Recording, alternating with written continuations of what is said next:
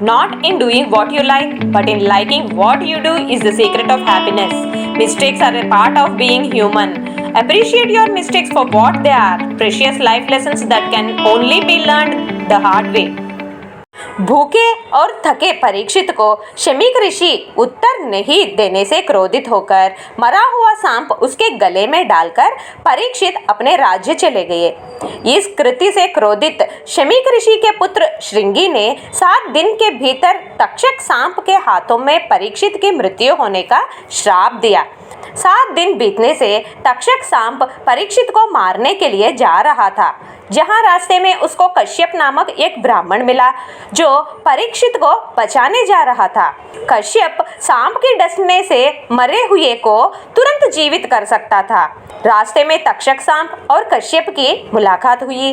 अपनी शक्ति दिखाने के लिए कश्यप ने तक्षक सांप को एक वृक्ष को डसने के लिए कहा।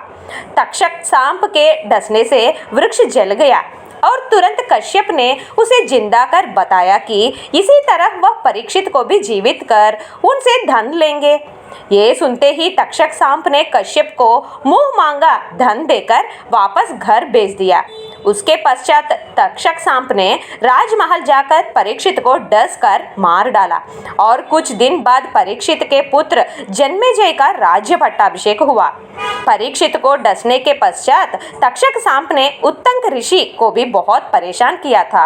एक दिन जब जन्मेजय राज दरबार में अपने मंत्रियों के साथ थे, तब एक आदमी ने वहां आकर तक्षक सांप ने कश्यप ब्राह्मण को धन देकर वापस भेजने की बात बताई। वह आदमी तक्षक सांप और कश्यप के बीच का संवाद इसलिए जानता था कि तक्षक ने जिस वृक्ष को डसा था उस पर सूखी लकड़ियों को इकट्ठा करने ये आदमी पहले ही चढ़ा था, जिसको तक्षक सांप या कश्यप दोनों ने नहीं देखा। तक्षक सांप के डसने से ये आदमी भी वृक्ष के साथ जल गया और कश्यप के मंत्र प्रभाव से वृक्ष के साथ वह भी जीवित हुआ। आदमी की बातें सुनकर जन्मेजय ने ब्राह्मण कश्यप को दंड देने का और पूरे सर्प जाति का नाश करने के लिए सर्प यज्ञ आयोजन करने का निर्णय लिया।